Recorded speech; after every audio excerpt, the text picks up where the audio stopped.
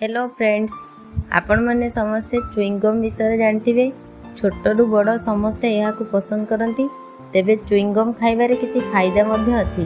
प्रथमतः यह आपण को पतला हेबारे सहायता करे।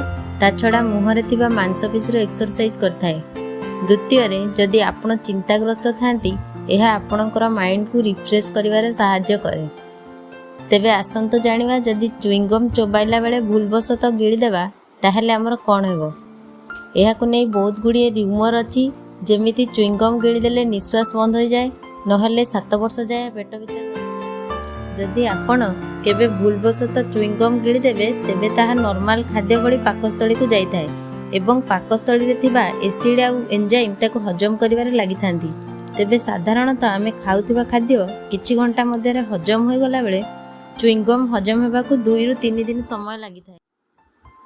तेबे एहाकु नै किछि डरिवार नाही। एहा शरीर 2-3 दिन मध्यरे बाहरी जाइथाय। तेबे जदि एहाकु नै आपनकु किछि असुविधा लागुथाय तेबे डॉक्टर को परामर्श मध्य नै पारंती। जदि ए वीडियोटी आपनकु भल लागिला तेबे लाइक कर देबे एवं चैनल टी को सब्सक्राइब कर देबे। धन्यवाद।